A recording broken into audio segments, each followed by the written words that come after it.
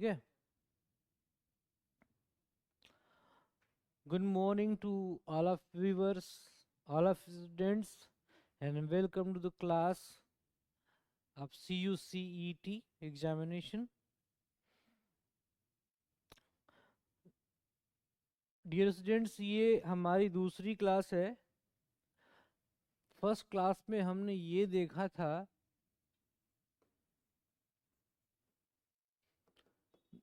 Then what is economics.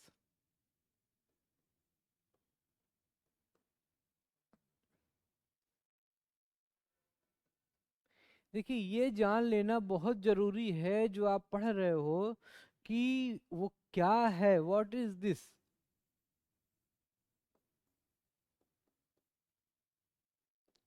दूसरी बात, why we are reading this.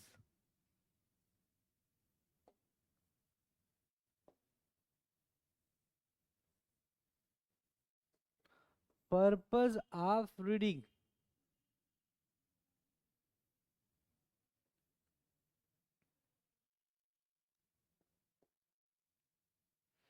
भाई, हमारे पढ़ने का उद्देश्य क्या है?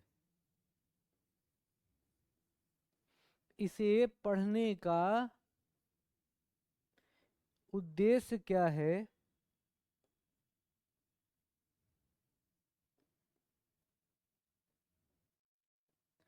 ये लाभ क्या है?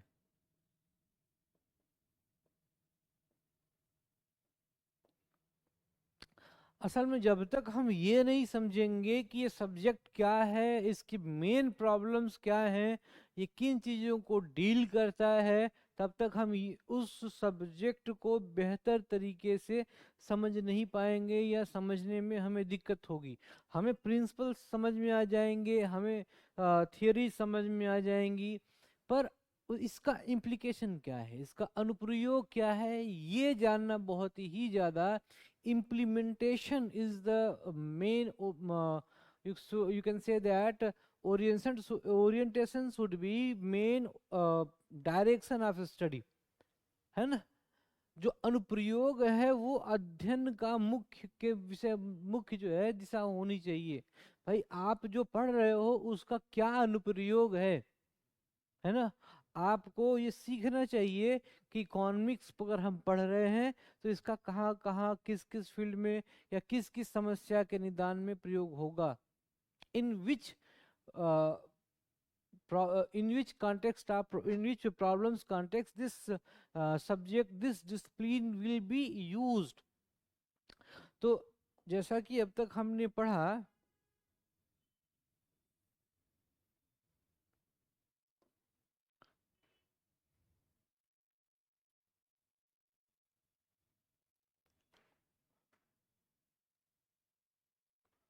What is economics. Economics is a social science.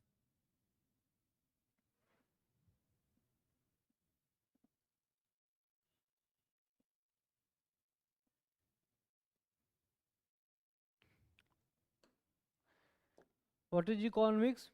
Economics is a branch of social science.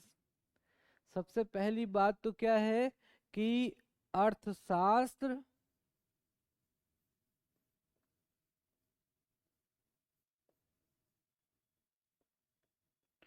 कोई विशुद्ध विज्ञान नहीं है ना। एक वैज्ञानिक विषय नहीं है, बल्कि ये मानविकी विषय है।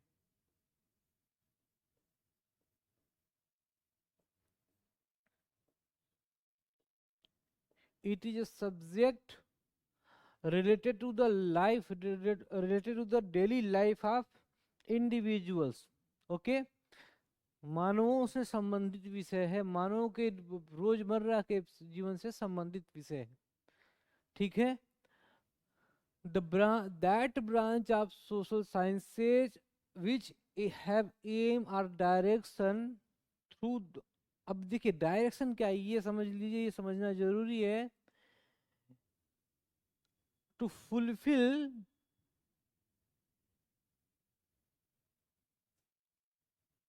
है ना। इसको ऐसे देखते हैं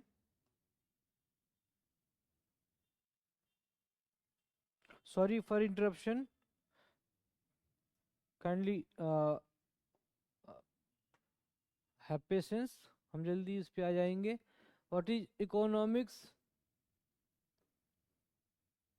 Economics is that branch of social sciences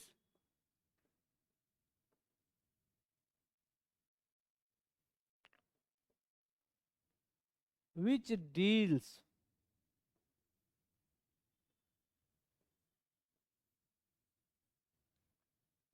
with the problem of which deals with the problem of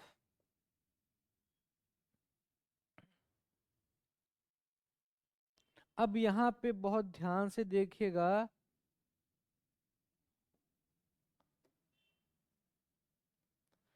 which deals with the problem of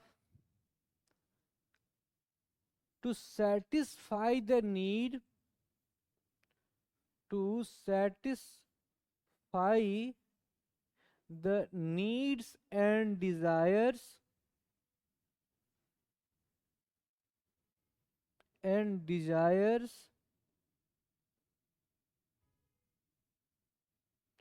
of people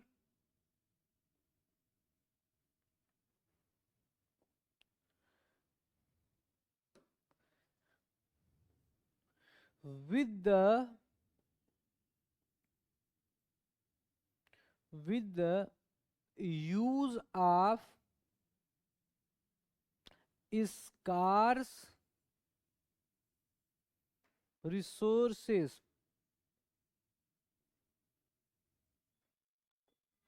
These terms, these two lines are very very important for better understanding and create a better understanding of economics. That what is economics? It is a subject, it is a branch of social science which deals with the problem to satisfy the need and desire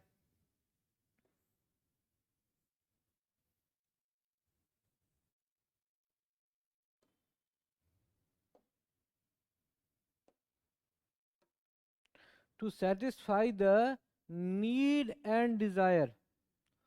first thing क्या है, first problem क्या है? Need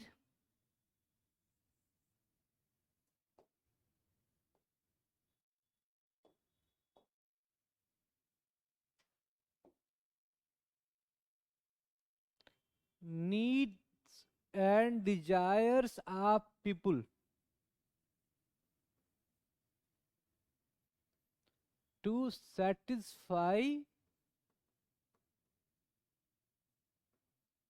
the needs and to satisfy the needs and desire. और इसको only हम लोग needs ही लिख दें, है ना? तो क्या है? To satisfy the needs of people. First problem is that. Second problem is what? With the use of scarce resources. Scarce through scarce resources. अब इसे बहुत ध्यान से समझिए. देखिए, human being don't have a lot of or unlimited resources. मानवों के पास ऐसा नहीं है कि असीमित संसाधन है. If we will observe, if we will look, that it will be clear that we have limited land, we have limited water, we have limited minerals, we have limited, you can say that any other components which are used in production process. Okay, we have limited like petroleum, we have limited other source of energy. No, we are not including renewable resources in that.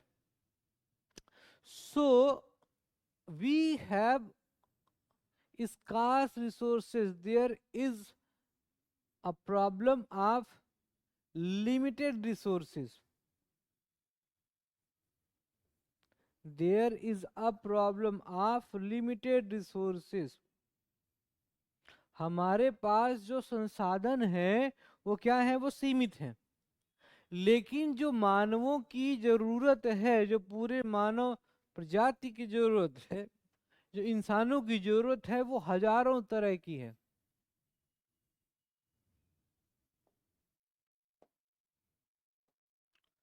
It is of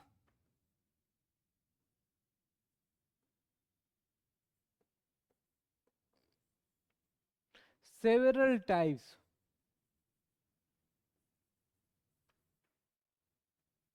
है ना? जो इंसानों की जरूरत है वो तमाम तरह की है, हजारों तरह की है। भाई एक आदमी, अगर एक पर्टिकुलर व्यक्ति को देखें तो आप देखते हो उसे खाना चाहिए, कपड़ा चाहिए, he needs education, he need health, he need transport, he need electricity facility, he needs health care facility, he needs public and sorry line order facilities and lots of things. If one particular person has lots of needs, then अगर हम इन एक आदमी की इतनी ज़रूरतें हैं और अगर हम सारे लोगों की ज़रूरतों को पूरा को जोड़ दें, है ना, if we will make a total of every person's need, है ना, then you can assume that how much types and how much quantity of these needs.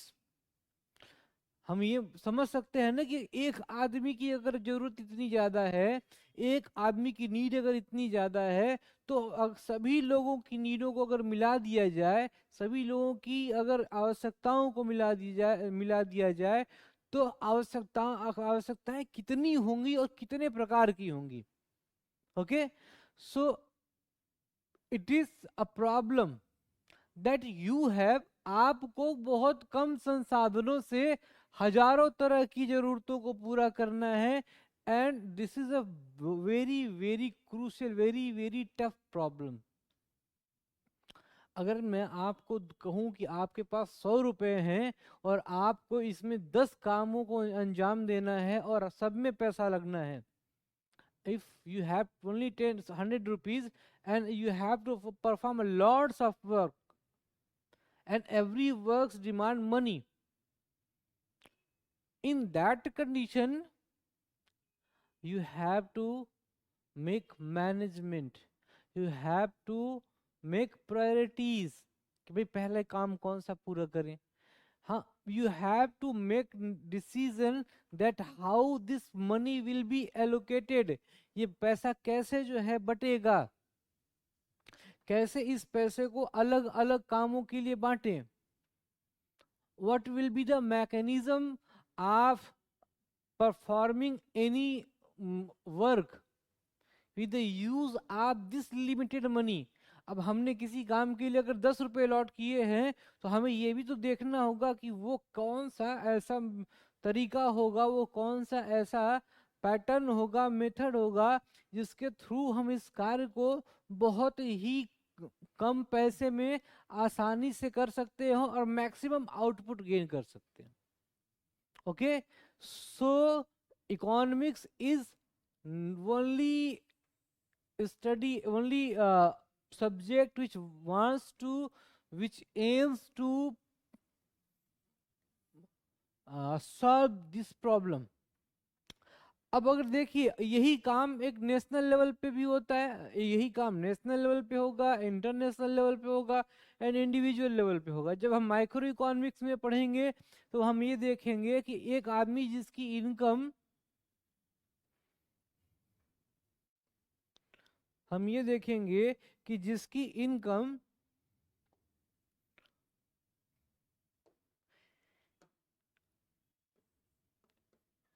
20,000 rupees है। अब वो अपने भाई, if his income is, any persons income is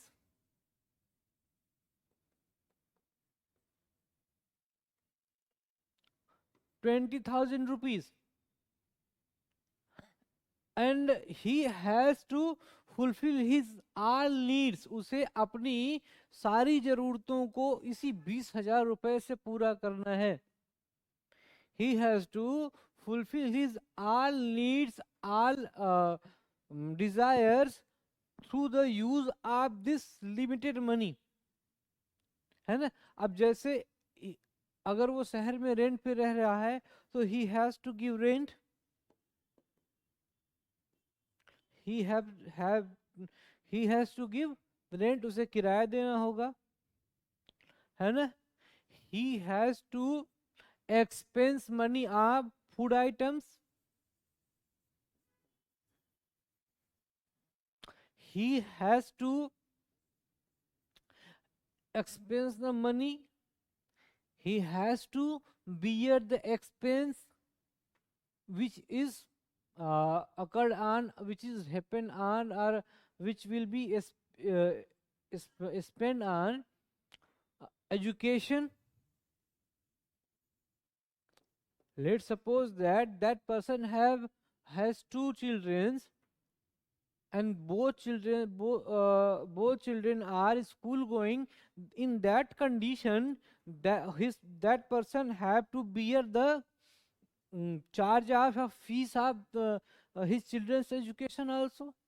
As like this, let's suppose that uh, his father and mother also uh, in survival, or in their life, and they are in their old age, and they are old persons, and they are on medications, so that person has to bear the that person has that person have to bear the expense of health care of his family, of his father, of his mother, हो सकता है उसके बच्चे भी बीमार हो जाए, है ना, of his children, of his wife, and so on. As like this person have to save some money also for future. He wants to save some money, or he wants to pursue some insurance.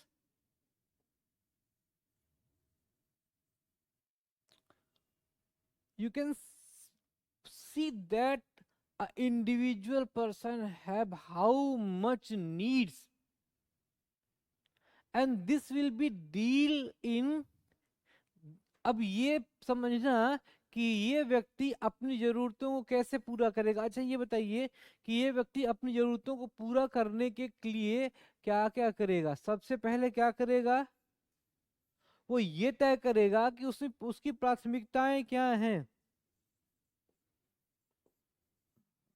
अपनी प्राथमिकताएं, priorities को तय करेगा।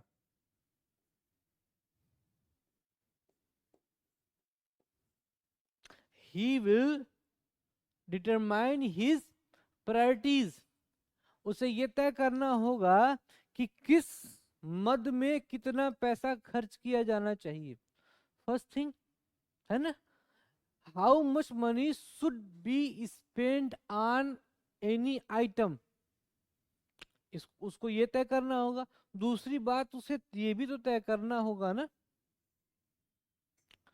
कि भाई limited income है, और अगर वो उसे ये सारी जरूरतें पूरी करनी है तो allocation of money,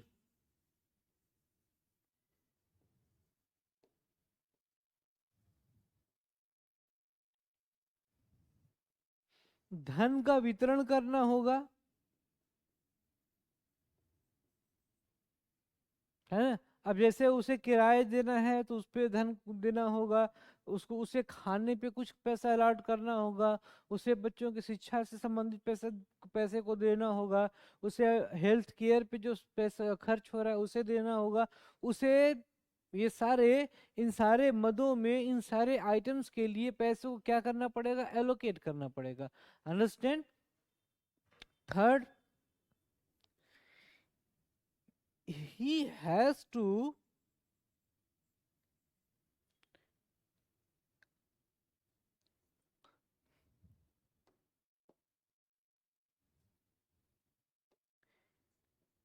he has to follow or adopt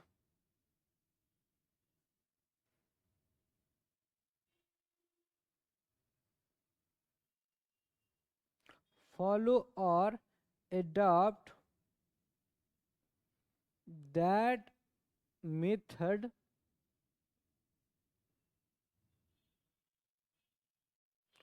through which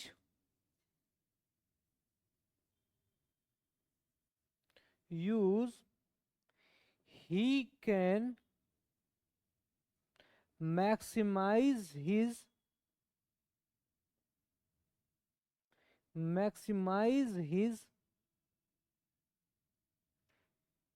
interest with this limited money। ये मोटे मोटे काम उसे करने होंगे ना, ठीक है। एक बार फिर से देख लेते हैं। मान लीजिए कोई एक व्यक्ति है और उसकी इनकम 20,000 रुपए है ना, पर मंथ वो कितना कमा रहा है, 20,000 रुपए, 20,000 पर मंथ की उसकी इनकम है। तो उसकी बहुत सारी उसकी बहुत सारी जरूरतें होंगी, उसके बहुत सारे खर्च होंगे, है ना। जैसे मान लीजिए वो किराए के मकान पे रह रहा है तो उसे रेंट देना होगा, उसे भोजन पे खर्च करना होगा, उसे शिक्षा पे खर्च करना होगा, उसे स्वास्थ्य सेवाओं पे खर्च करना होगा, वो सेविंग भी करना चाहेगा या इंश्योरेंस वगैरह लेना चाहेगा। अब there are lots of needs, understand.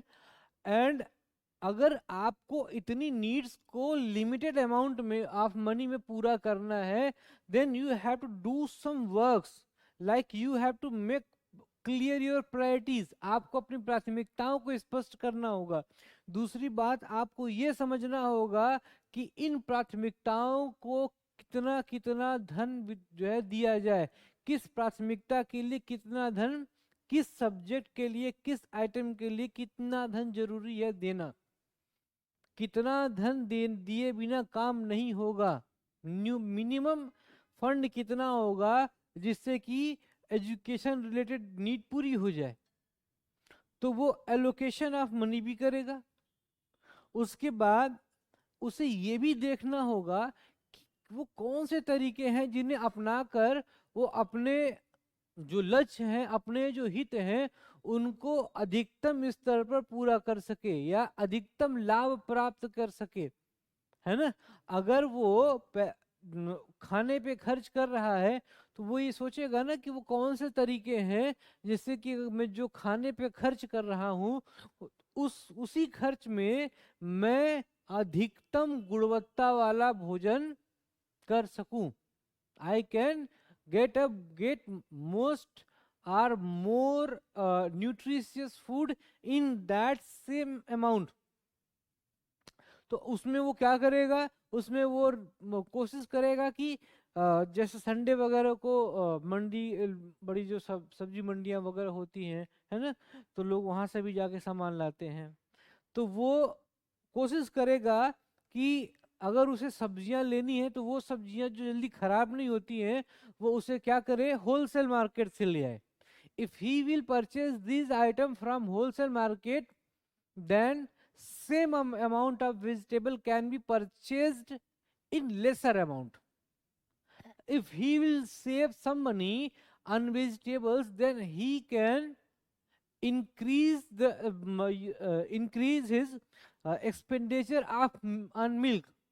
अगर उसे सब्जियों पे कुछ बचत होती है, मान लीजिए वो थोक बाजार से सब्जियां ले आया और उसे कुछ बचत हुई, तो जाहिर सी बात है वो दूध पर ज्यादा खर्च कर सकता है, वो फल पे ज्यादा खर्च कर सकता है ना, वो दालों पे ज्यादा खर्च कर सकता है।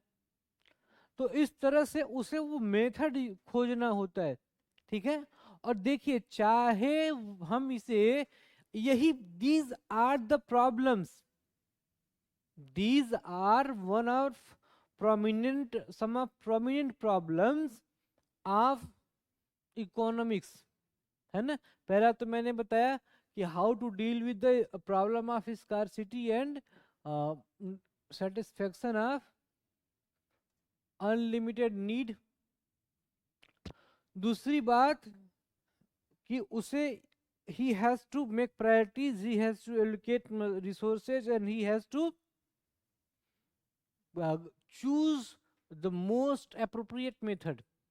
These tasks are performed on every level of consumption, है ना। चाहे ये काम व्यक्ति के स्तर पे किया जाए,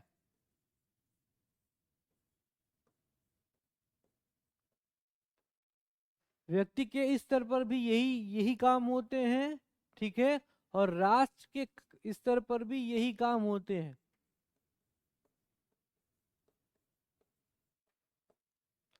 मतलब एक यूनिट के स्तर पर भी इकोनॉमिक्स की जो समस्याएं हैं वो नहीं बदल जाती, जो बेसिक समस्याएं हैं वो बहुत बदल नहीं जाती हैं, उनके नेचर में अंतर आ जाता है ना।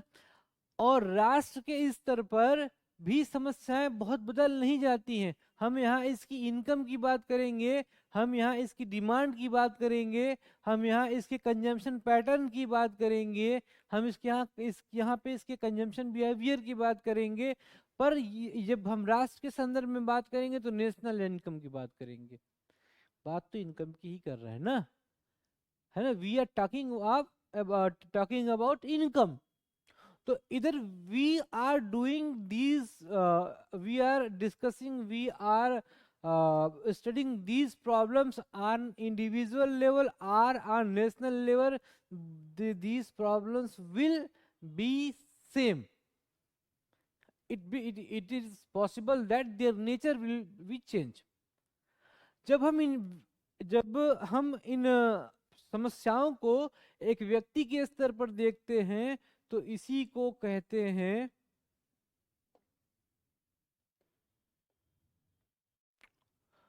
Micro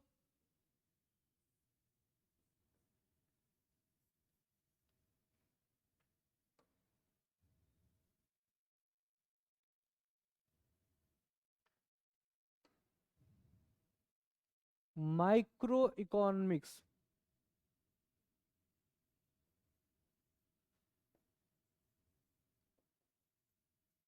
When we deals with the problem of scarce resources, unlimited needs, and these phenomena like determining priorities and allocating resources and adopting most appropriate method, जब हम इन चीज़ों की इंडिविजुअल लेवल पे स्टडी करते हैं तो that study will be classified as micro economics. It should be very clear that what is micro economics. Hindi में इसे बोलते हैं व्यष्टि अर्थशास्त्र। हिंदी में इसे क्या बोलेंगे? व्यष्टि अर्थशास्त्र।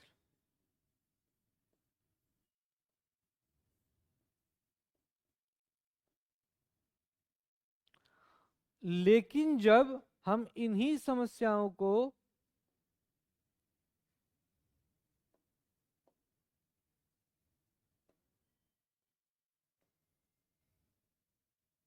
लेकिन जब हम इन्हीं समस्याओं को राष्ट्र के स्तर पर देखते हैं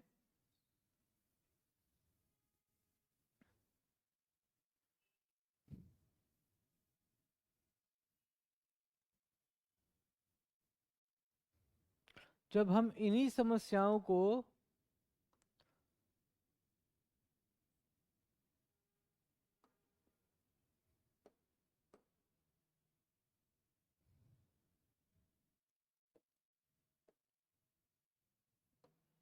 जब हम इन्हीं समस्याओं को राष्ट्र के स्तर पर देखते हैं तो उसे हम कहते हैं समष्टि अर्थशास्त्र। क्या बोलेंगे?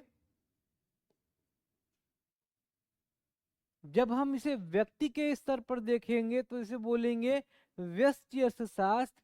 लेकिन जब हम इसे राष्ट्र के स्तर पर देखेंगे या किसी दूसरी बड़ी इकाई के स्तर पर देखेंगे, है ना, जैसे अंतर्राष्ट्रीय स्तर पर देखें, जैसे राज्य के स्तर पर देखें, जैसे जिले के स्तर पर देखें, है ना, जैसे ग्राम के स्तर पर भी देखें, ठीक है। ग्राम आमतौर पर छोटी इकाई है, लेकिन वो अगर हम राष्ट्र की इंडिविजुअल इकाई की बात करें तो हम उसको प्रशासनिक तौर पे ग्राम तक ले जा सकते हैं ना, ग्राम पंचायत, ठीक है। भारत में जो शासन का लास्ट स्टेज है, जो डिसेंट्रलाइजेशन प्रोसेस के थ्रू जो लास्ट स्टेज डिटरमाइन किया गया है, that is known as gram panchayat. तो हम चाहे इसे राष्ट्र के स्तर पर देखें या अंतरराष्ट्रीय स्तर पर देखें,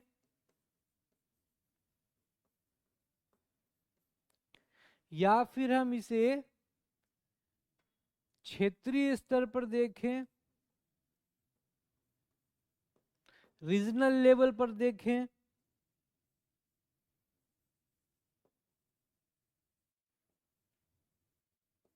हम जैसे हम सब सहारा अफ्रीकन रीजन की तरफ के बारे में पढ़ रहे हैं, we are studying about the economic problems or economics of Sahara regions or sub-Sahara regions, okay, or peninsular India, okay, or northeastern India.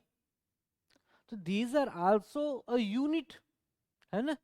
लेकिन these are not a small unit, these are bigger units. तो जब हम अर्थशास्त्र के सिद्धांतों का अनुप्रयोग बड़े स्तर पर करते हैं, जब हम इन्हीं समस्याओं को बड़े इकाई के स्तर पर देखते हैं, तो this will be known as macro economics.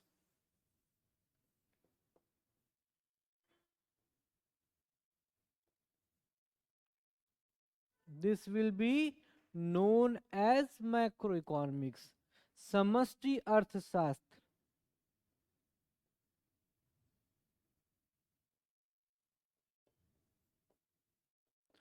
So it should be very clear that there are two main branches of economics. First is known as micro economics and second is known as macro economics. It is based on individual level.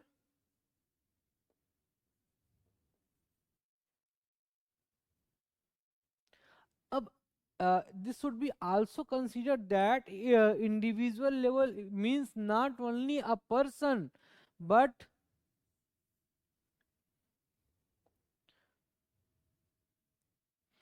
this word includes person, this word include person, है ना, any individual person or any individual firm, any firm or any company,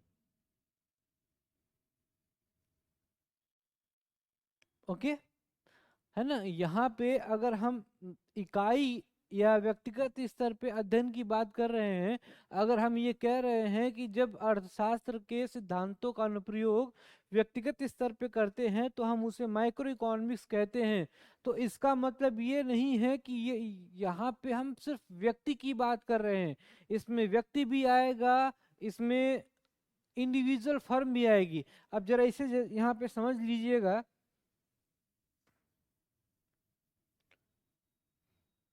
जैसे let suppose that there is any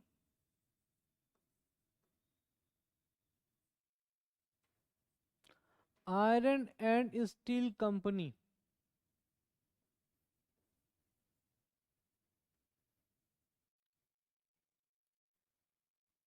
okay, जैसे मान लीजिए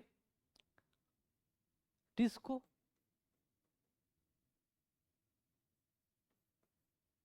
है ना, this is one company, this is one iron and steel company.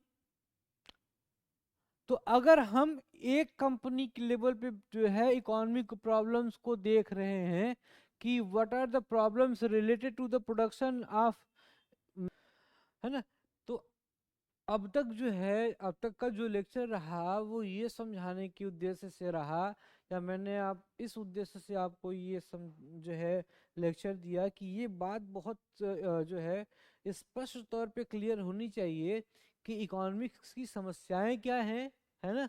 और जब उन समस्याओं को हम व्यक्ति के स्तर पर डील करते हैं तो उस अध्ययन को क्या कहते हैं, और जब अब उसे हम अर्थव्यवस्था के या बड़ी इकाई के स्तर पर डील करते हैं तो उसे क्या कहते हैं, है ना। what was the purpose of this lecture? To understand the basic problems of economics. And second thing, how to implement, or when we implemented, or we use the principles and uh, theories and other concepts of economics on individual level, then it is known as microeconomics.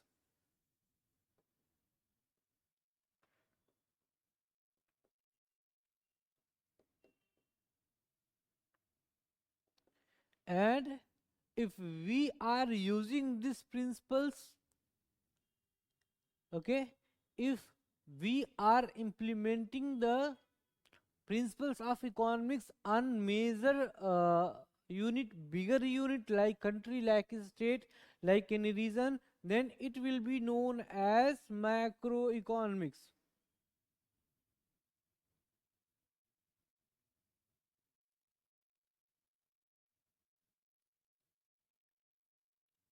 Macroeconomics.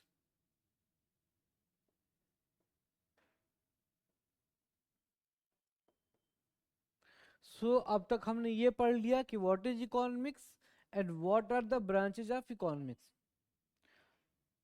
Let's come to the further points.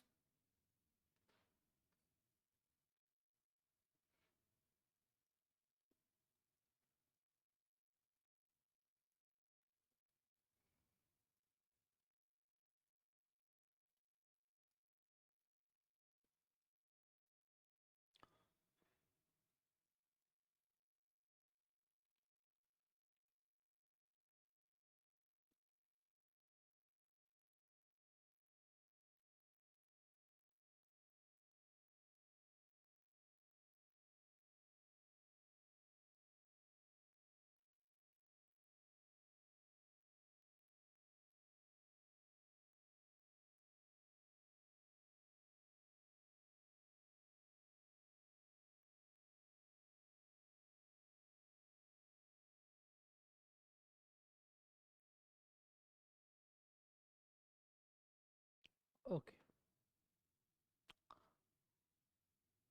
we will move towards further points. अब देखिए,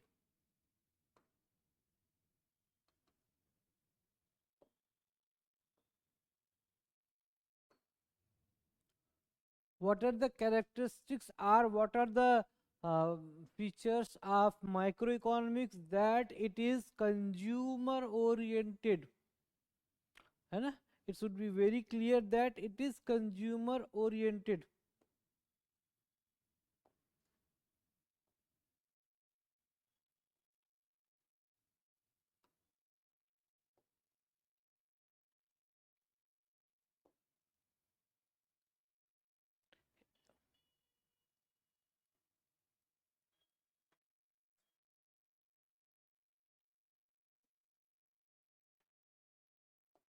Sorry for interruption.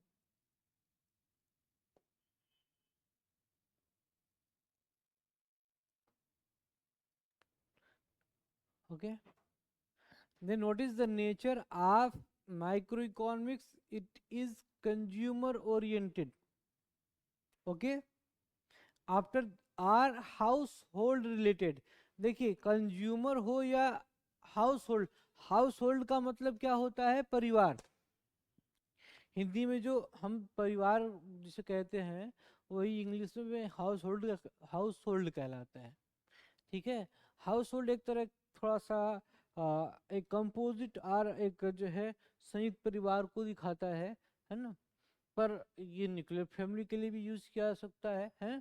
तो इधर we are using economics related concepts on consumer basis, on the base of consumer level or on the household level. Will be known as uh, this will be known as microeconomics. Second thing,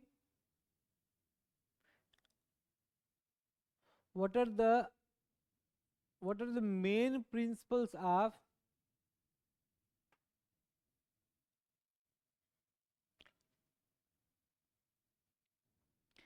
then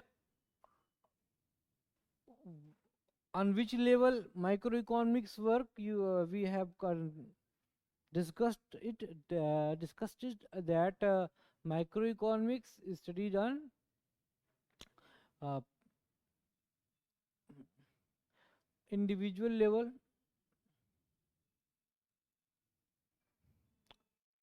It is work on consumer basis or household basis.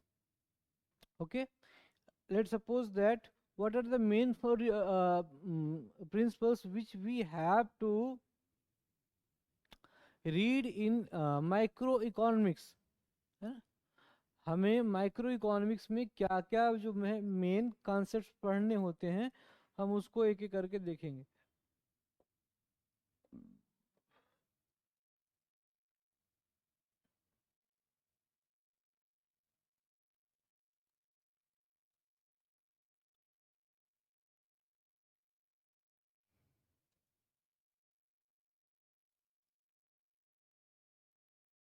Okay, सबसे पहला होता है production theory, है ना.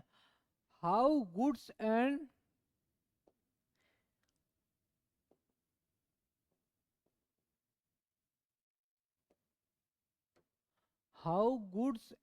Services are manufacture are produced. Okay, and concepts like produce pricing, firm behavior, as well as factor pricing and consumer behavior are thoroughly studies in microeconomics.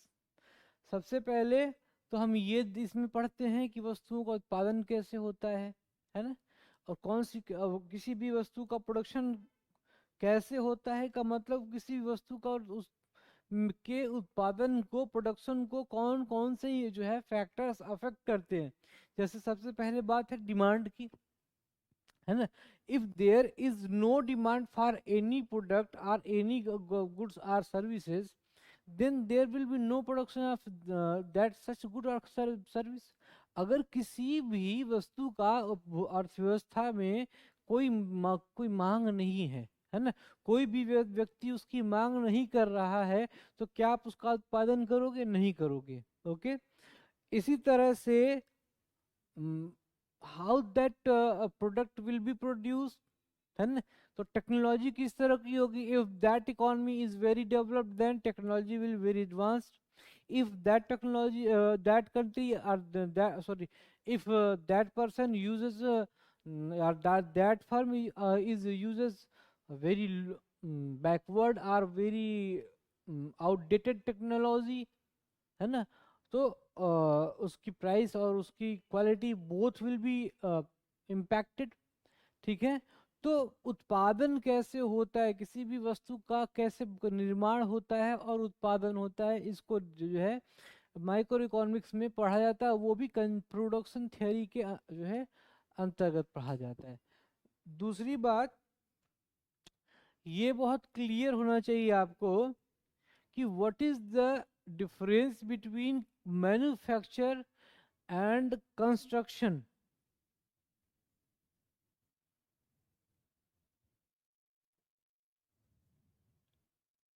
Manufacturing and construction.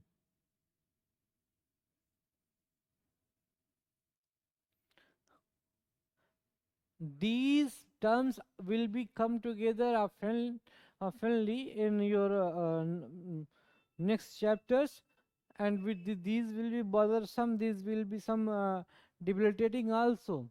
So it should be very clear that what is the difference between manufacturing and construction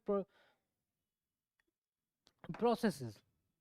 okay, देखो, जब हम किसी उपभोक्ता वस्तु का उत्पादन करते हैं,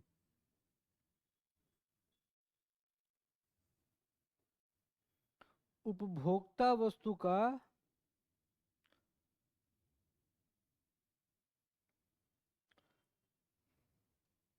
जब हम किसी उपभोक्ता वस्तु का उत्पादन करते हैं तो यह क्रिया मैन्युफैक्चरिंग कहलाती है। उपभोक्ता वस्तु का मतलब क्या?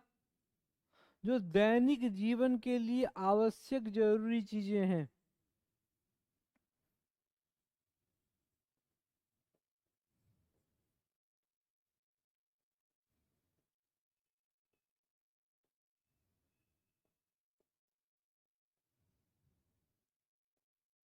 है ना? जैसे if we are making clothes, if we are making foods,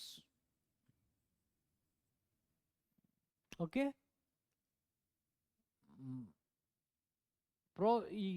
processed food, ठीक है, जो आपको डिब्बा बंद खाना मिलता है, या डिब्बे जो पैक्ड बिस्किट आते हैं, या पैक्ड केक्स आते हैं, है ना, इन पैकेट, तो उसे हम प्रोसेस्ड फूड कहते हैं। जैसे अब तो फल भी आने लगे पैक्ड, जूस भी मार्केट में अवेलेबल है पैक्ड, है ना, दीज आर प्रोसेस्ड फूड। या फिर हम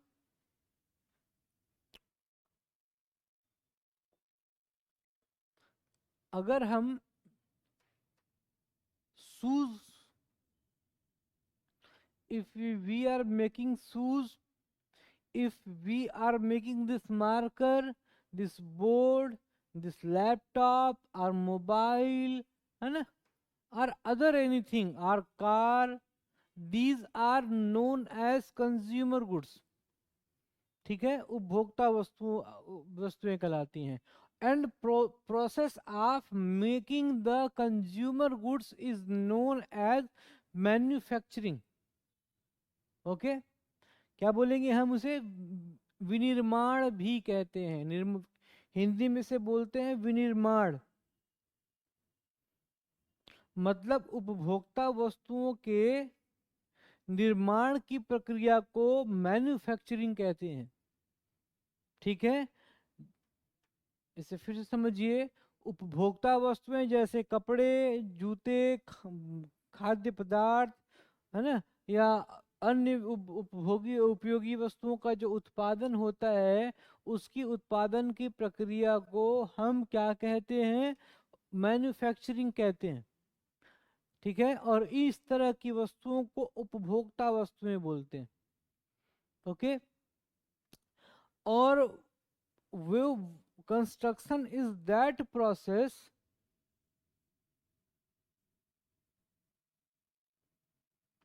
that production process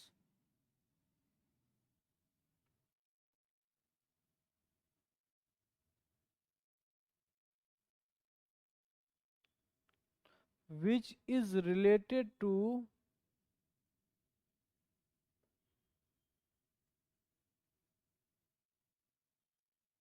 which is related to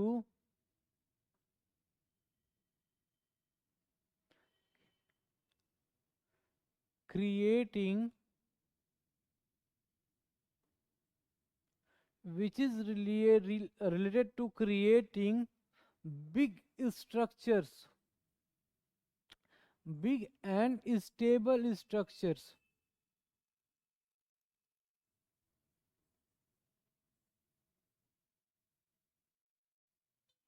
as road,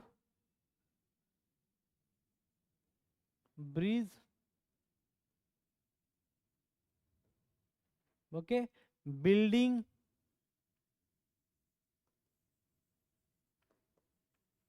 तो हमेशा याद रखिए कि कंस्ट्रक्शन क्या है, कंस्ट्रक्शन उन वस्तुओं का निर्माण है, ठीक है, इसे हिंदी में निर्माण कहते हैं।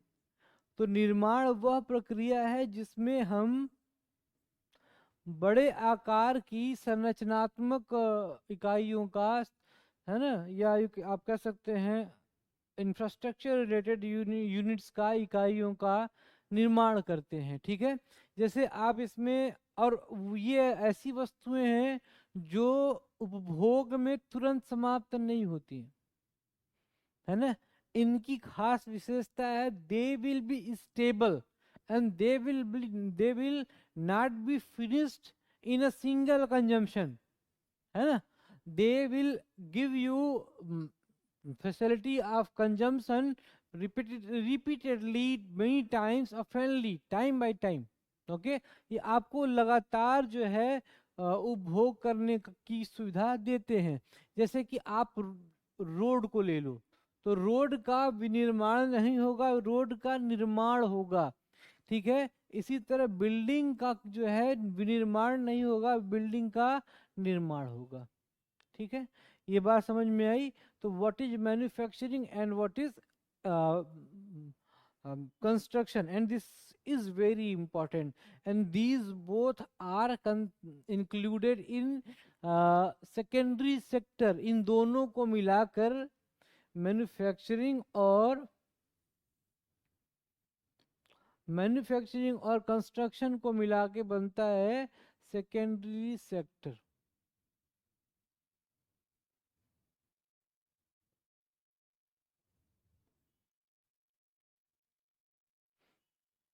ठीक है। प्राइमरी सेक्टर क्या है?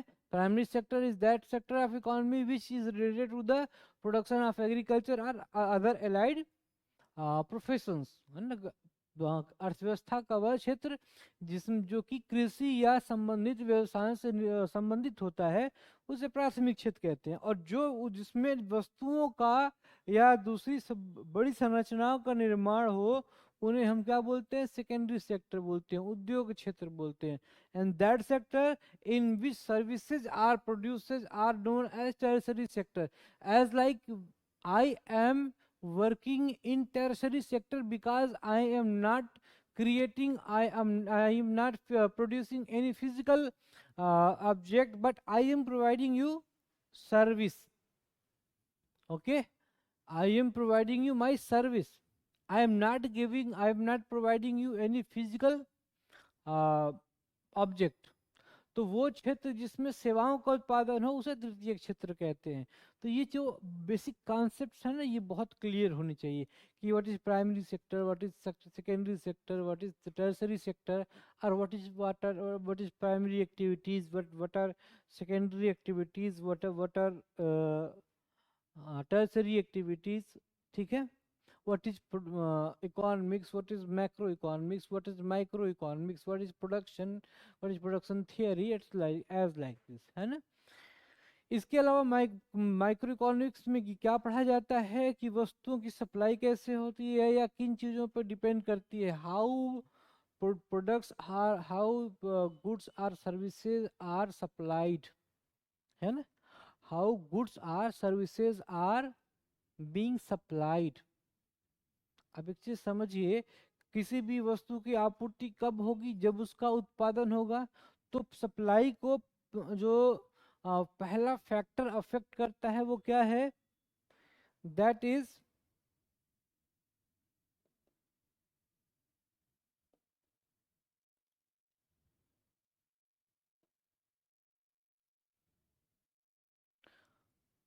जो सप्लाई को पहला फैक्टर इफेक्ट करता है वो क्या है? वो है production of good.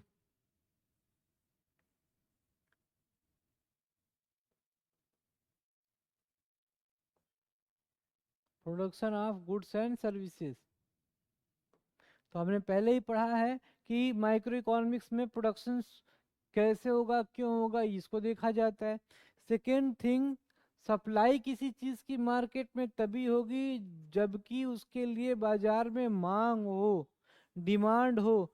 If there is demand for any product, है ना, in that condition that good or service will be supplied in market। भाई अगर किसी चीज की मांग ही नहीं है तो उसकी आपूर्ति क्यों होगी, उसकी सप्लाई क्यों होगी, है ना। This should be also very clear. Demand and supply means demand, if there is demand then there will be supply। so demand and supply both are a subject of discussion, a subject of consideration of microeconomics। As like this price, price of any commodity, but ठीक है, there is demand in market and there is supply in market, then how you will uh, or you can say that how the price of that commodity will be determined। it is also a very important question, है ना। मान लीजिए ठीक है कि आपूर्ति भी है और मांग भी है, बाजार में उस वस्तु की मांग भी है, there is demand of that product in market and there is also supply of that good in market. सवाल ये उठता है कि कीमत का निर्धारण कैसे होता है। तो वो यहाँ पे आप जब फर्दर आगे पढ़ोगे तो डिमांड एंड सप्लाई का जो एक रिलेशन होता है ना, और उस रिलेशन को जहाँ पे डिमांड एंड सप्लाई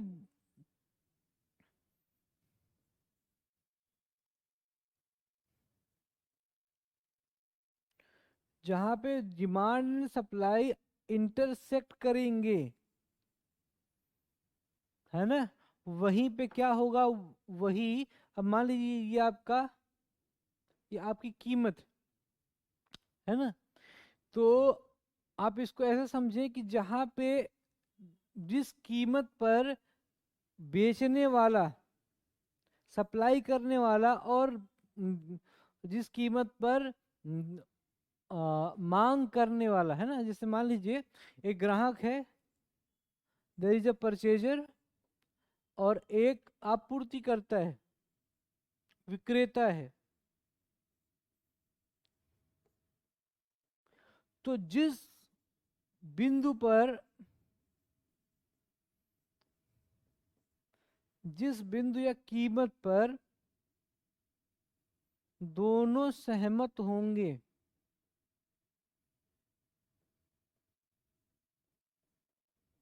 वही कीमत क्या होगी, वस्तु की जो है कीमत होगी। तो how does price determine of any good or any service, it is also a matter of microeconomics। Electricity, अब इसको समझिए, प्रत्यास्थता, इसका मतलब ये होता है कि हो सकता है एक वस्तु की अगर सप्लाई बढ़ जाए या एक वस्तु की जो है प्राइसेस घट जाएं, तो दूसरे वस्तु की जो है जो डिमांड है वो बढ़ जाए, है ना। ये भी हो सकता है कि उसकी डिमांड पे कोई असर ना पड़े, ठीक है। तो चीजें कीमतों के प्रति, तो चीजों की कीमतें कितनी लोचदार हैं या चीजों की कीमतें कितनी फ्लक्चुएट कर सकती हैं।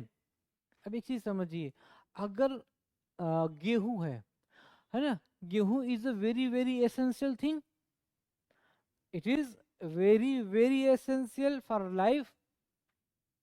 if there will be a shortage of wheat in market, then price will increase rapidly, price will start to increase rapidly। why? अब देखिए जो सप्लाई ऑफ व्हीट है वो बहुत तेजी से कम हुई, तो रिजल्ट क्या हुआ, प्राइस ऑफ व्हीट बहुत तेजी से बढ़ा। है ना। इसका मतलब है गेहूं की कीमतें जो हैं वो आपूर्ति के प्रति बहुत ज्यादा संवेदनशील हैं, है ना। The prices of wheat are very very sensitive towards supply and demand. ठीक है। तो प्रत्यास्थता का मतलब है कि कीमत कितनी लोचदार है, या आप ये कह सकते हो कि एक वस्तु के अगर मान लीजिए हम गेहूं की जगह चावल भी तो खा सकते हैं ना। ठीक है। तो अगर हम चावल की और गेहूं की कीमत बढ़ने पे चावल की तरफ जा रहे हैं तो कीमतों में किस तरह का बदलाव होगा। ठीक है, ये सारी चीजें हम आगे पढ़ेंगे। competition, opportunity cost, competitive choice, welfare economics, these all will be uh, uh, discussed in the microeconomics, and we will uh, study microeconomics in very detail, uh, which is also prescribed as a textbook of class 11th. I hope so, class 11th, huh? Class 11th, and in macroeconomics, uh, we will deal macroeconomics, which is prescribed for the class 12th. तो वहाँ पे हम देखेंगे कि what are these things, है ना, what is supply, what is demand, what are their relation, है ना, हाउ प्राइस डिटर्मिनेशन अकर्ड, है ना, what is elasticity, what is competition, what is type of competition, what will be the impact of competition, what is opportunity cost, how can we reduce opportunity cost, how can opportunity cost can impact other factors, what is competition, what is the welfare economics, etc. ठीक है, यहाँ तक समझ में आ गया होगा, I hope so. अब आगे की तरफ चलते हैं।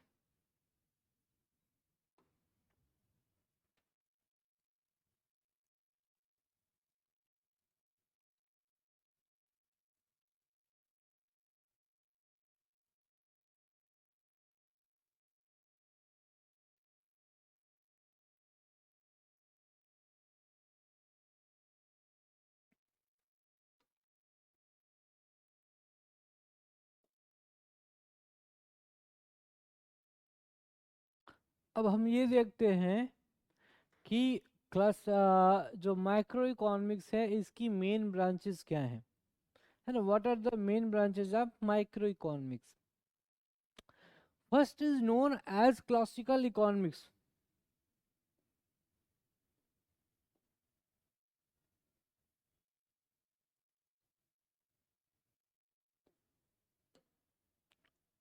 First is known as classical economics. What is classical economics? Economics which was evolved uh, in most prior period, है ना, or most prior or initial phase of economics, है ना। आप इसे ऐसे भी कह सकते हैं कि ये ऐसा अर्थशास्त्र की ऐसी शाखा है जिसका विकास सबसे पहले हुआ। ठीक है। देखिए, जिस समय इसका विकास हुआ, है ना, उस समय राज्य वेलफेयर स्टेट नहीं था। गवर्नमेंट वाज फॉर्म और state was form to rule and persons, है ना। सो अगर गवर्नमेंट वेलफेयर स्टेट नहीं थी, then this is not a duty of government to provide basic amenities to his citizens. Understand? It is clear?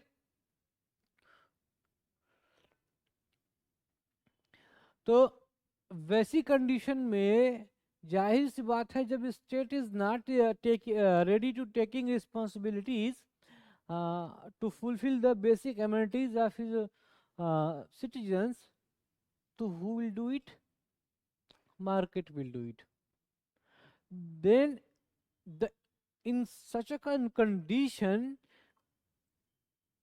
economics with the economics which was developed or evolved was market oriented, है ना। अब अगर बाजार ही सब कुछ कर रहा है, सारी सुविधाएं उपलब्ध करा रहा है, सारी वस्तुएं उपलब्ध करा रहा है, तो जिस तरह का अर्थशास्त्र विकसित हुआ वो क्या था, वो क्लासिकल इकोनॉमिक्स था, वो बाजारोन्मुखी था, वो मार्केट ओरिएंटेड था, and it was concentrated on the problems that how or in which manners market can perform more better. Understand? Market can do more better. What are the hindrance, what are the problems, what are the hurdles in the better performance of market? So this branch of economics tries to deals with that problems. अब basic बातें क्या है जरा इसको देख लेते हैं। सबसे पहले देखिए इसमें जो प्रोमिनेंट इकोनॉमिस्ट थे वो कौन से थे। एडम स्मिथ, आपने नाम सुना होगा भाई, इनविजिबल हैंड वाले, है ना। डेविड रिकार्डो, जीन बैप्टिस्ट से, ये है ना। और भी बहुत सारे नाम हैं, जब हम आगे देखेंगे माइक्रो इकोनॉमिक्स तो वहाँ पे इसकी चर्चा करेंगे। सेकेंड थिंग, बेसिक आइडिया क्या है। बेसिक आइडिया ये है इनका कि economics work most effectively when government intervention is minimal in market. ये कहना ये चाहते हैं कि बाजार तब या बाजार उस अवस्था में बाजार उस अवस्था में सबसे बेहतर प्रदर्शन करता है जबकि बाजार में सरकार का हस्तक्षेप क्या हो, न्यूनतम स्तर पे हो। अगर बाजार में सरकार का हस्तक्षेप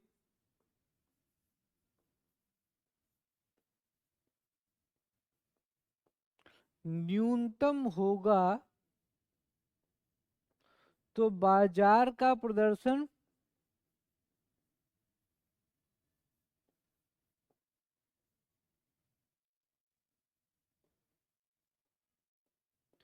अधिकतम होगा, सबसे ज्यादा होगा।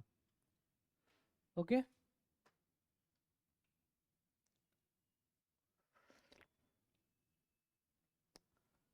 ठीक है, अंडरस्टैंड। दूसरी बात, इसका मतलब government should intervene at very very minimum level. Okay,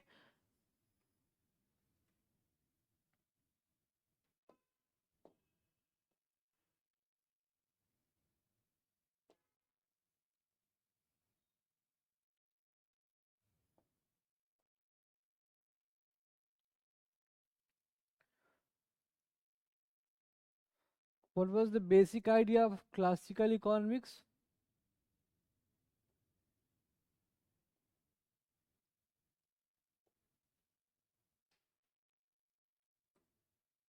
what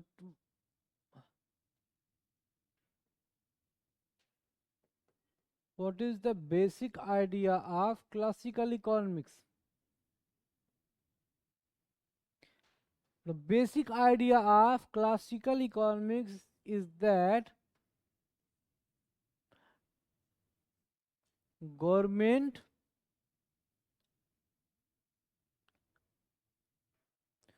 government's intervention should be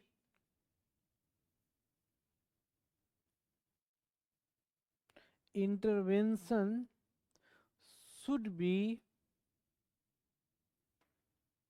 at minimum level।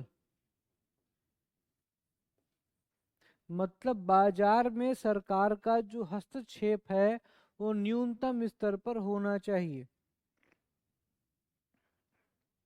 Okay, अब फॉर दैट, अगर ऐसा होता है कि बाजार में सरकार का जो हस्तक्षेप है वो न्यूनतम स्तर पे हो, तो ये कैसे पॉसिबल है और इसका रिजल्ट क्या होगा।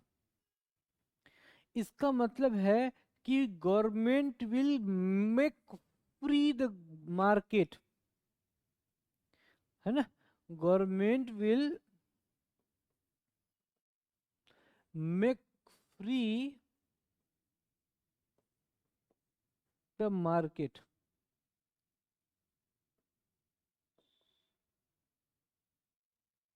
And market will work autonomously. Market अपने आप कार्य करे, स्वतः कार्य करे, सरकार क्या करे, उसे मुक्त कर दे। अब बाजार अगर अपने आप काम करता है तो बाजार को चलाने वाली शक्तियां कौन सी हैं, है ना? Which are forces responsible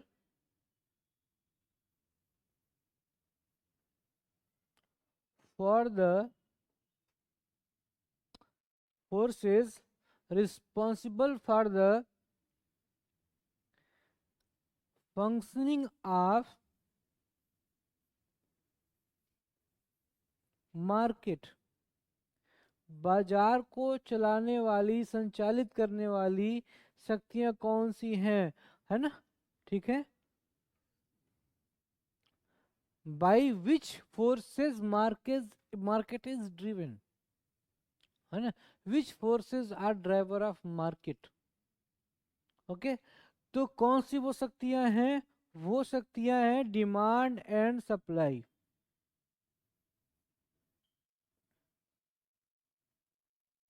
It means classical economics argument that government should make free the market, and market should be operated only by the powers of demand and supply. The goods which are will be in demand, which are in demand in market, that will be produced also. And if there is no demand for any particular good, so there will be no production of that good. Okay. Second thing, market make its balance automatically. If there is need of some specific type of employment, then market will generate it. There is no need of government. As you can see that in the decade of 1990s, computer technology came to India, है ना? At bigger level. Before it, some parts of economy was using computer systems, computer technology, but on a larger scale, computer technology was introduced in India in 90s decade. In that condition, when digitalization process was uh, started, a lots of persons who have the skill of typing only, है ना? They don't need computer professional, computer engineer. There are also a need of such a person who has the skill of typing. Of for fulfilling of this type of need, automatically there was you can also observe that there was lots of institution open, and they start to train people in typing. मतलब ये कहते हैं कि बाजार में जिस चीज की मांग है उसका उत्पादन स्वयं होने लगेगा, आपको ज्यादा चिंता करने की जरूरत नहीं है। और जैसे कि हमने आपको बताया कि जब भारत में कंप्यूटर आया तो बहुत सारे ऐसे लोगों की जरूरत हुई जिन्हें कम टाइपिंग करना आता हो, भले ही उन्हें कंप्यूटर का और कुछ ज्ञान ना हो, वो टाइपिंग अच्छी कर लेते हो, क्योंकि बहुत सारे काम बहुत सारा काम, बहुत सारी गतिविधियों का डिजिटलाइजेशन हो रहा था। अब वैसी दशा में जब ऐसे लोगों की बहुत ज़्यादा ज़रूरत हुई, तो मार्केट में ऐसे बहुत सारे संस्थान भी खुल गए जो लोगों को ट्रेनिंग दे रहे थे टाइपिंग की। ठीक है, इसका मतलब मार्केट अपनी ज़रूरतों को खुद ब खुद पूरा करता है, मार्केट अपने नीड्स को, मार्केट अपने जो इम्बैलेंसेस हैं उनको खुद ही जो है ऑटोमेटिकली बैलेंस करता है। ओके। सेकेंड थिंग, अगर ऐसा किया जाता है, if government intervention will be goes to will be went to the minimum level, and market is in free condition, this system is known as free market system। इसे हम क्या कहेंगे? मुक्त बाजार व्यवस्था।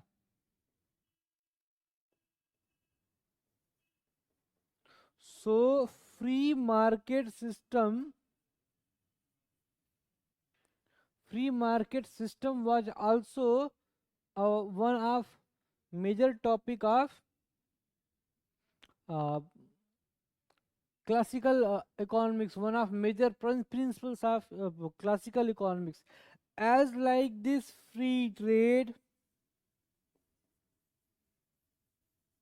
protection of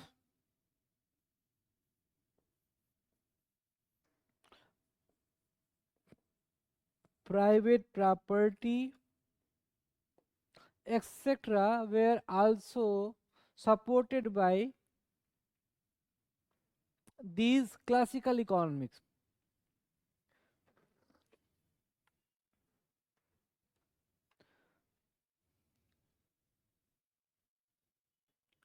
The most antagonistic, or you can say that most uh,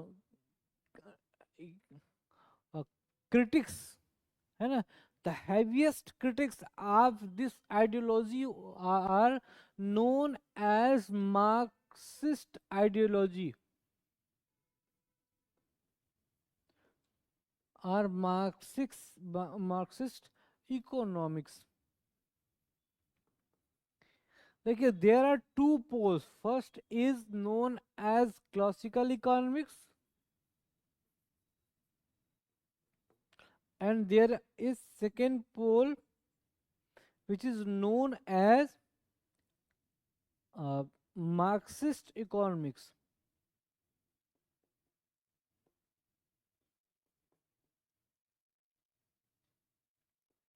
and both are radical form of economics। दोनों क्या है? रेडिकल हैं। दोनों की दोनों जो है अपने अप्रोच में एक्सट्रीमिस्ट हैं।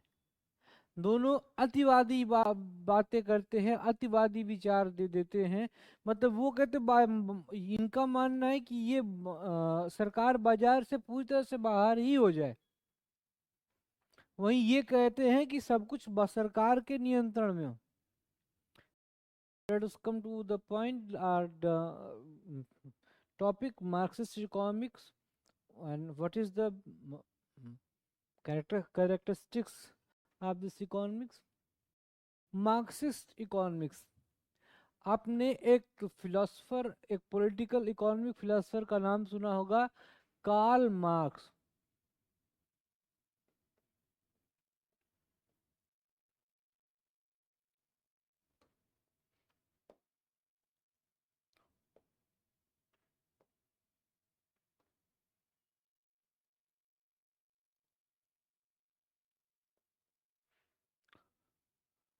The main principles and main foundation of Marxist economics was led by Karl Marx, and this ideology is also known as the name of Karl Marx as Marxist economics. This is totally opposite in nature to the classical economics. What is the principle of Marxist economics? First thing, what is their assumption? ये मानते हैं कि जो निजी व्यापारी हैं वो अपने अधिकतम लाभ के लिए कार्य करते हैं।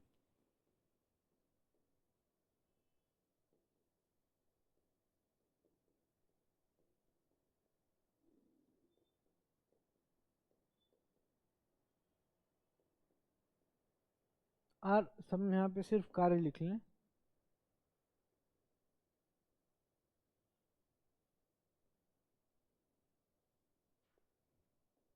अपने अधिकतम लाभ से प्रेरित रहते हैं।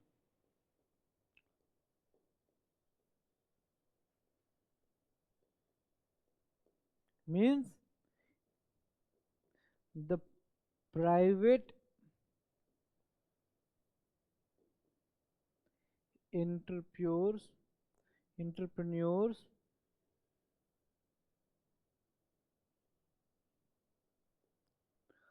are totally driven by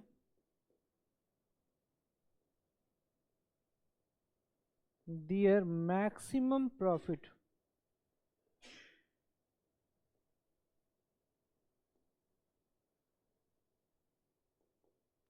In such a condition, अब भाई उनका अधिकतम उत्पादन कब होगा? When cost of production will be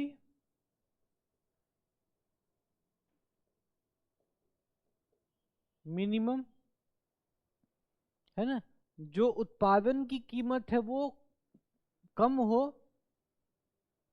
और जो सेलिंग प्राइस हो वो मैक्सिमम हो। अब इनके बीच जितना गैप होगा वो उतना वही उसका प्रॉफिट होगा। गैप कम होगा, if this gap is very narrow it means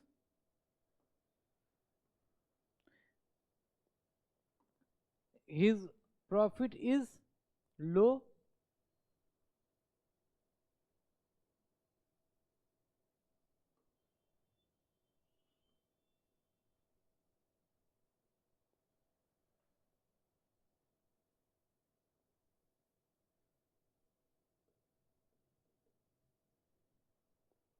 है ना, कास्ट ऑफ प्रोडक्शन क्या होना चाहिए? लो होना चाहिए। And for that purpose they want to minimize the wages, want to minimize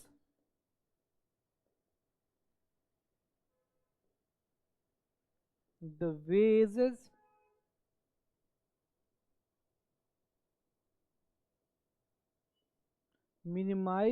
wages of laborers। तो सबसे पहली बात क्या है कि वो मजदूरों की मजदूरी को न्यूनतम करने का प्रयास करेंगे।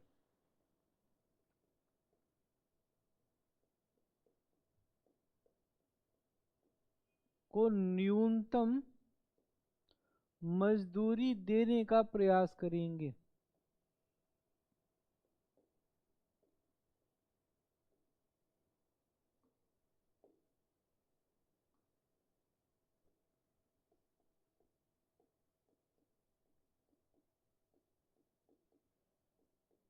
सेकेंड थिंग, अगर if laborers are paid less,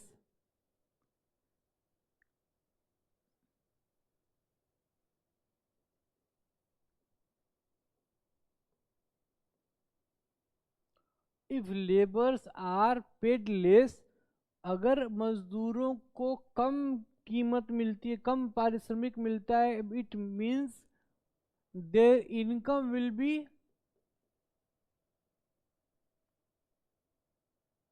also very less, and if their income will be also very less, they can purchase very little amount of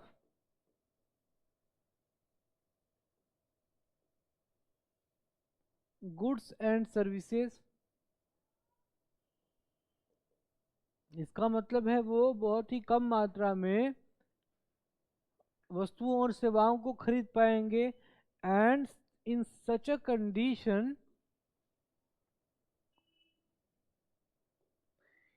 their life standard will be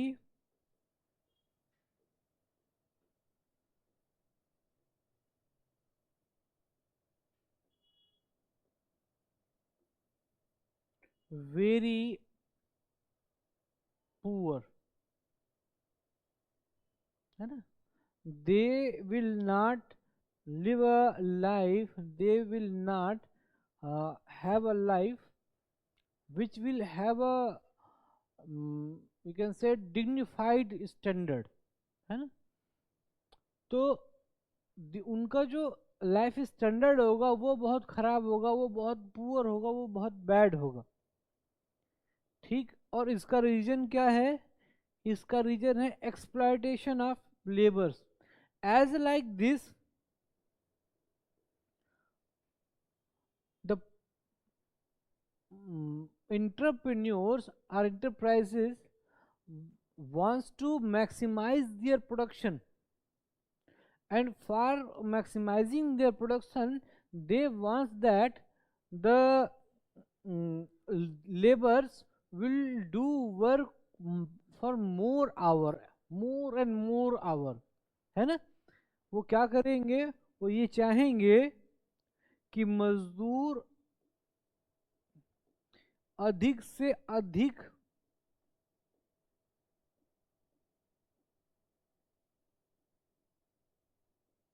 समय तक कार्य करें.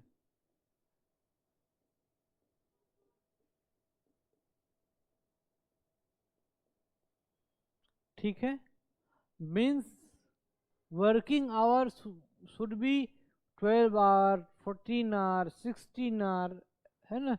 बहुत बार तो 16 hours तक चला गया. तो in such a condition these labors are being exploited. The main problem is exploitation of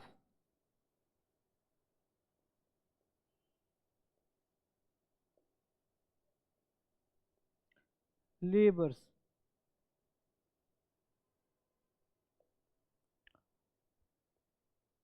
second thing, ये तो लेबर के प्रोस्पेक्टिव से हो गया. अब जरा ये देखिए कि if these entrepreneurs are driven by their maximum profit, what will they produce?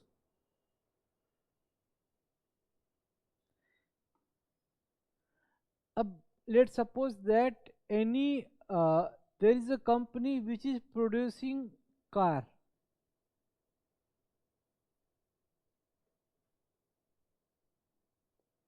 and it would sell at least 1000 car per half year. हर 6 महीने में 1000 कारें बेच देती है ना. And there is a farmer who has a very big land holding also, है ना. and he is producing wheat. We are not taking marginal farmers here, we are taking here that farmers which have large land holdings,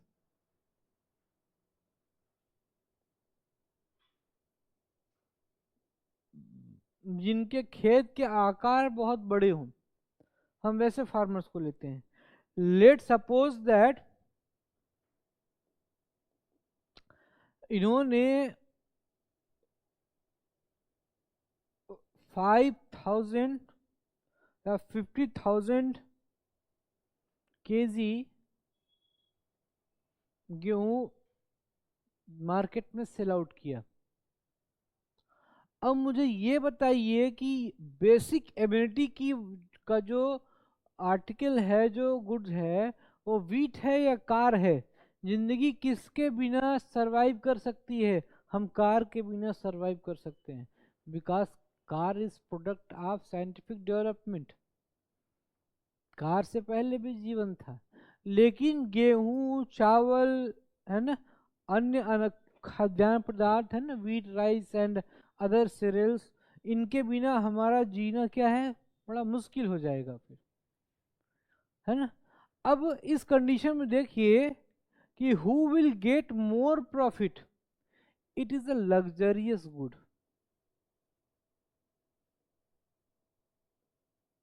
it is not a necessary good, it is a luxury good, luxury item,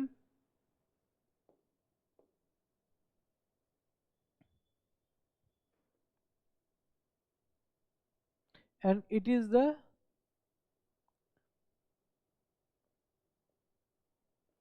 basic needs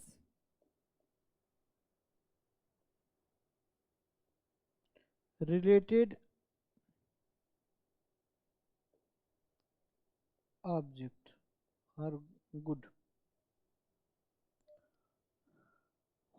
In which condition whose income will be very or whose income will be more, that company which is who is producing car will have more profit in the comparison with a farmer, a huge landholder for a big landholder, है ना, a farmer which has very big land holding.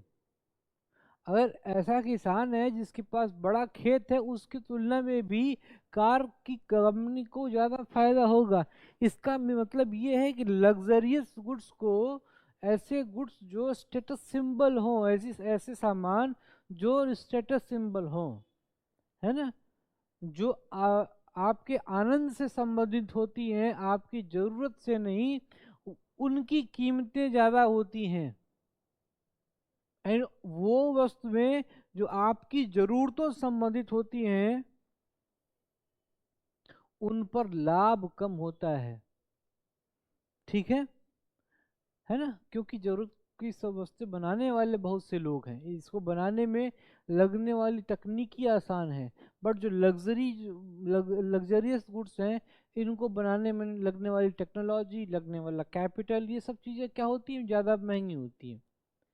Okay, तो वैसी condition में private entrepreneur will be prone to produce luxurious good, not to prone for production of basic goods. ऐसी condition में वो जो private उद्यमी है, निजी उद्यमी है, वो लग्जरियस गुड बनाना चाहेगा, ना कि बेसिक गुड्स बनाना चाहेगा।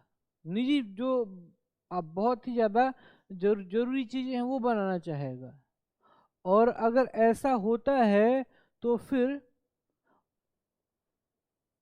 इकॉनमी का बड़ा सेक्शन, इकॉनमी के रिसोर्सेज का बड़ा सेक्शन लग्जरी के प्रोडक्शन में यूज़ होगा, न कि बेसिक एमिनिटीज़ के प्रोडक्शन में यूज़ होगा।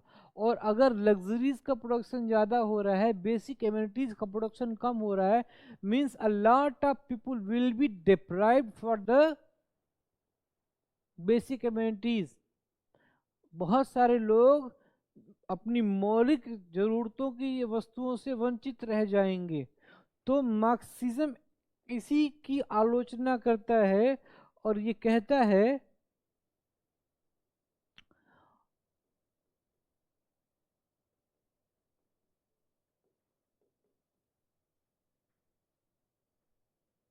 मार्क्सिस्ट इकोनॉमी इस पर यही लॉजिक देती है कि every means of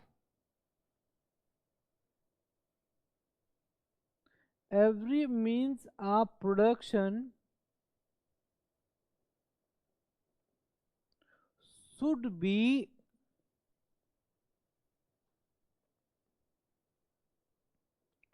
in the control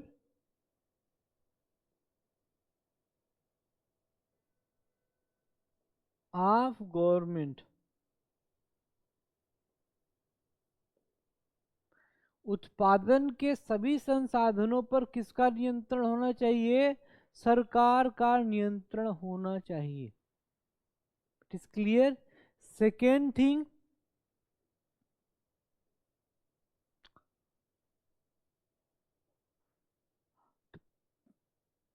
production of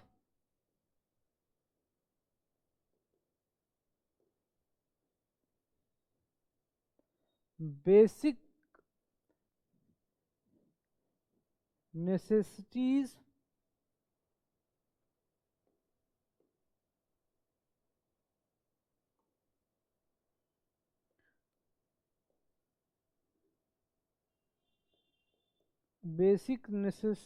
related goods and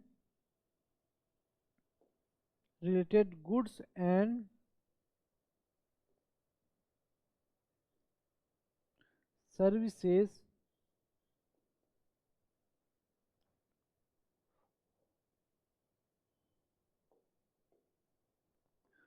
should get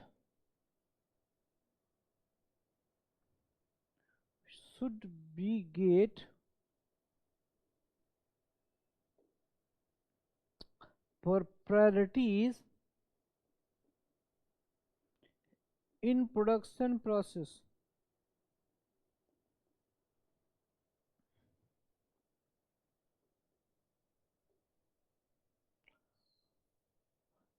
Marxism क्या कहता है, मार्क्सिस्ट इकोनॉमी क्या कहती है कि उत्पादन के जितने भी साधन हैं सब पे सरकार का नियंत्रण हो और किस वस्तु को बनाए जाने को प्राथमिकता दी जानी चाहिए, उन वस्तुओं और सेवाओं को जो कि हमारी बेसिक ज़रूरतों से संबंधित रखती हैं।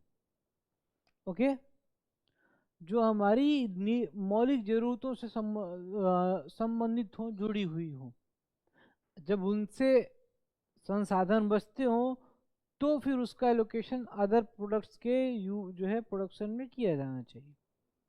ओके, सेकेंड थिंग, अच्छा, चूंकि बेसिक एम्यूनिटीज में प्रॉफिट कम है इसलिए private sector will not be encouraged to produce such things.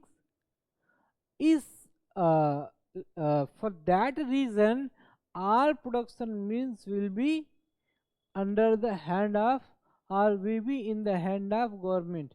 चूँकि बेसिक एम्यूनिटीज़ के उत्पादन में निजी क्षेत्र को ज़्यादा लाभ नहीं मिलेगा इसलिए वो उत्पादन के लिए प्रेरित नहीं होगा। ऐसी कंडीशन में ये उत्पादन कार्य स्वयं सरकार को करना चाहिए और अगर स्वयं सरकार को करना है तो उत्पादन के जितने भी साधन हैं वो सरकार के हाथ में होने चाहिए। इसका मतलब ये हुआ कि जहाँ क्लासिकल इकोनॉमिक्स मिनिमम इंटरवेंशन की बात करता था गवर्नमेंट के, वही मार्क्सिज्म जो है वो मैक्सिमम गवर्नमेंट इंटरवेंशन की बात करता है।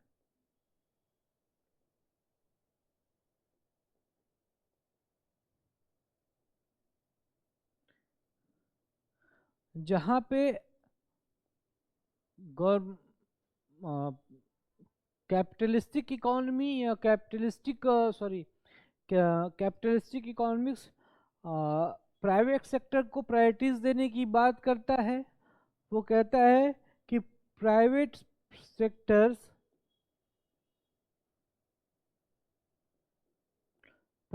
Sector should be free, means free market, free trade.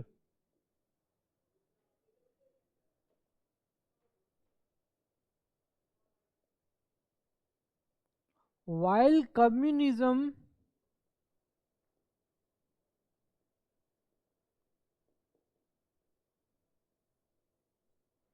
argues that there should be no scope for private players or private sectors. These are extreme ideology.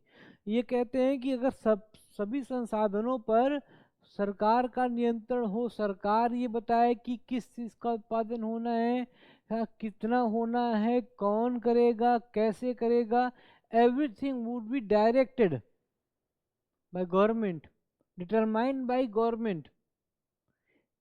Okay, every production means will be hand in government and there would be no role of market in such type of economy.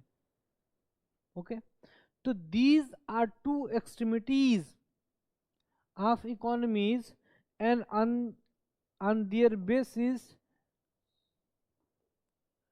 two type of economics evolves also.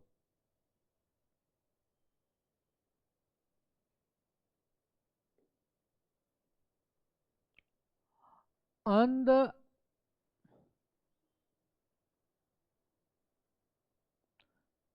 on the basic of or on the basis of classical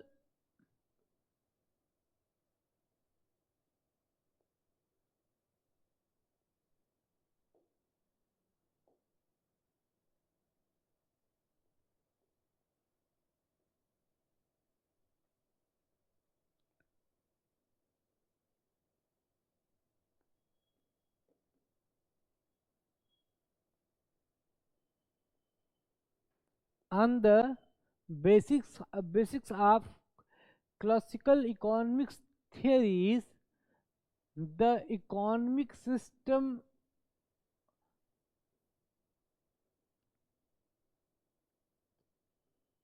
the economic system है ना, that economic system which was based on or that economic system or that economy which was developed on the principle of classical economics is known as capitalist economy, है ना। मतलब जो classical अर्थशास्त्र के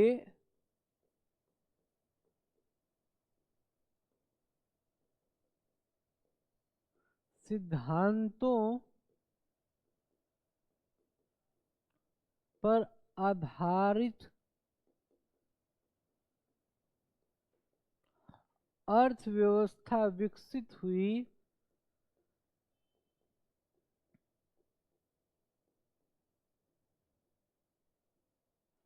उसे पूंजीवादी अर्थव्यवस्था कहते हैं।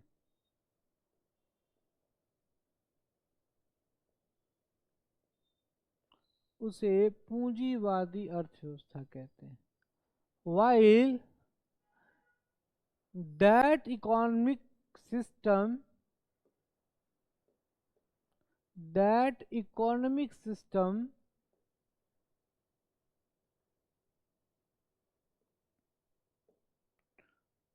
which was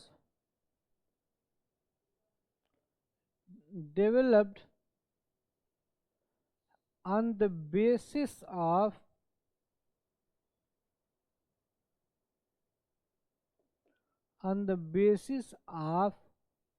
Marxist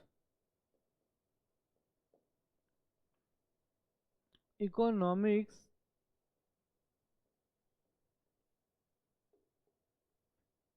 is known as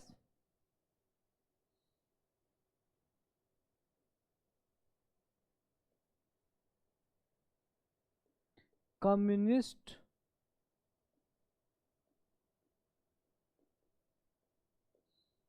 economy.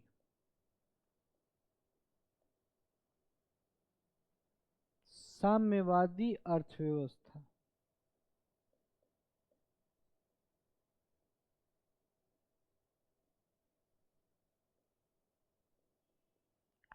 ठीक है, मतलब वो अर्थव्यवस्था जो क्लासिकल इकोनॉमिक्स के बेस पे डेवलप हुई, उसे या वो आर्थिक प्रणाली जो क्लासिकल इकोनॉमिक्स के सिद्धांतों के आधार पर विकसित हुई, उसे पूंजीवादी अर्थव्यवस्था कहते हैं। और वो आर्थिक प्रणाली जो कि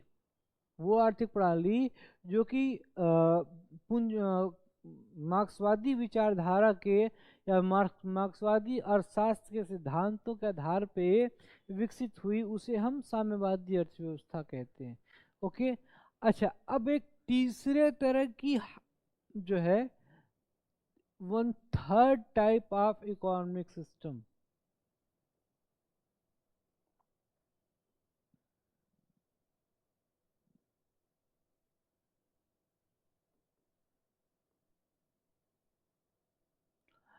it is known as mixed economy. It is known as mixed economy, मिश्रित अर्थव्यवस्था.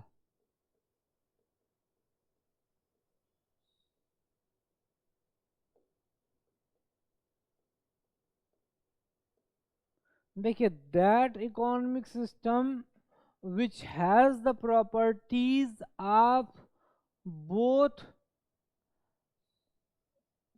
economic system, or that economic system which adopts the good element of both extreme economic ideas or economic or both economic both extremist economists, uh, you can say that economic system which adopts the principles are the elements which are good in both extremist economics or extremist economic ideologies is known as mixed economy. वो अर्थव्यवस्था जिसने दोनों के दोनों, है ना, परस्पर विरोधी विचारधाराओं की अच्छी बातों को स्वीकृत कर लिया, एडॉप्ट किया, है ना, अपना लिया, और एक नए तरह की, मतलब इसमें जो अच्छी बातें थी वो ले ली, और इसमें जो अच्छी बातें थी उसको भी ले लिया, और बाकी जो बातें पॉसिबल नहीं थी, जो व्यवहारिक चीज़ें नहीं थी, है ना, वो जो प्रैक्टिकल थिंग्स नहीं थी, उन्हें छोड़ दिया. मतलब जिसने दोनों तरह की अर्थव्यवस्थाओं के बेहतर तत्वों के आधार पे नई तरह की अर्थव्यवस्था निर्मित हुई, वह प्रक्रिया कहलाती है, वह अर्थव्यवस्था कहलाती है मिश्रित अर्थव्यवस्था. एक बार फिर से समझ लिए, मिश्रित अर्थव्यवस्था क्या है. वह अर्थव्यवस्था जिसमें पूंजीवाद और साम्यवाद दोनों के अच्छे गुणों को एडॉप्ट करके, स्वीकार करके, अपना करके, है ना, और उनके बुरे तत्वों को या उनके अतिवादी विचारों को छोड़ करके जिस नई व्यवस्था का, जिस नई आर्थिक प्रणाली का जन्म हुआ, वो कहलाई मिश्रित अर्थव्यवस्था. That will be also discussed in first chapter of macroeconomics, and we will deal it uh, this topic in first chapter of macroeconomics. In next class I will start macroeconomics. Okay, first chapter of macroeconomics. So kindly make a revision of these videos or these lectures. These are not so much large, or not so much have not a huge time period, not very lengthy, but these are conceptual, and these all concept will also discussed in macroeconomics, microeconomics, economy of India. Okay, for that purpose I start your syllabus with the founding key points, or you can say basic points of economics. Thanks for your time today. We will meet in next class with the first chapter of macroeconomics. Thank you.